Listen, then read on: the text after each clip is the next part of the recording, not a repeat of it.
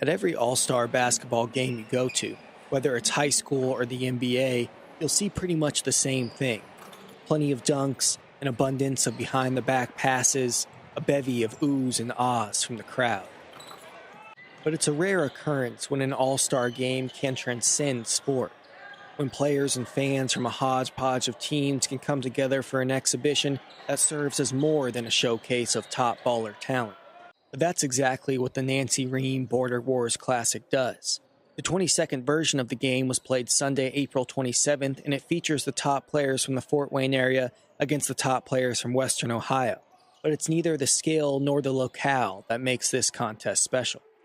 You know, one of the things that I made sure at the first day of practice is to make sure that the girls are reminded of why we're here, that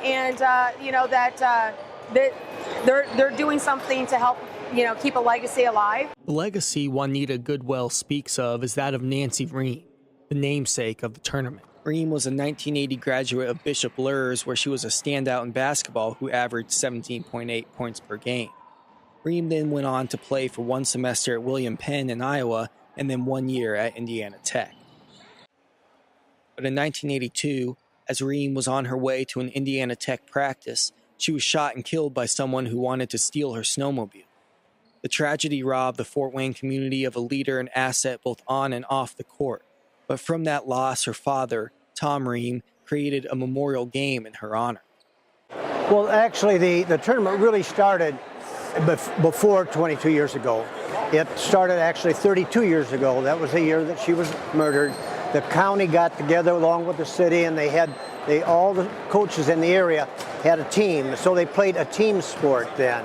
But then again, the rules changed in the state of Indiana, so they couldn't do that any longer. So then we just went into an all-star between Ohio and Indiana. The honorary game has raised over $25 million in scholarship money since the first contest, further adding to the transcendental nature of what on the surface appears to be another run-of-the-mill exhibition game. That isn't money coming from us. That's coming from the colleges. We invite the colleges in. They come in, they make the contacts.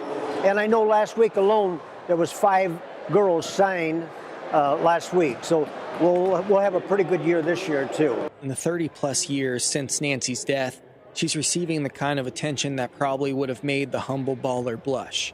In 2005, she was named to the Indiana Basketball Hall of Fame Silver Anniversary Team, and in 2009, she earned induction to the Hall as an individual. But as even Tom Ream admits, time, the altruistic byproducts of the border wars, and the conviction of Nancy's killer still haven't completely erased the sting of her loss. Even if they put him in an electric chair, it might have been some closure, but the thing of it is, we don't have her.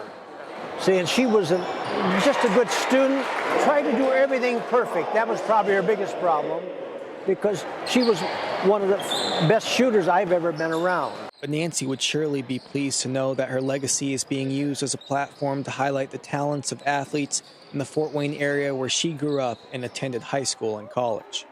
We're in a part of the state that doesn't get the recognition that I think we deserve because we have some kids that can play up here, some kids that are going on to play at the high major and mid-major level of Division I basketball.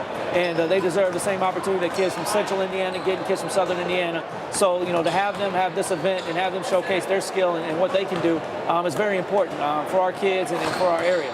The border wars also provide an excellent litmus test for collegiate preparedness for a group of players who are used to dominating against normal high school competition. It kind of gives you a chance to kind of measure where you're at as far as your skill level is before you go on to college. And some of these guys may play against guys that they'll see in college, so may start some early rivalries. But some of these guys have had rivalries, obviously, in Fort Wayne, and it gives them the first opportunity to play with somebody instead of against them. The Hoosier State owned the border wars in 2014, with the girls cruising to a 95-70 win and the boys scoring a classic record 127 in their 40-point victory. And as Juanita Goodwell describes, the game is just as rewarding for the coaches as it is for the players. The opportunity I have to coach talent, it definitely helps me out just to make me a better coach as well. So I learn from them as much as hopefully they've learned from me this week.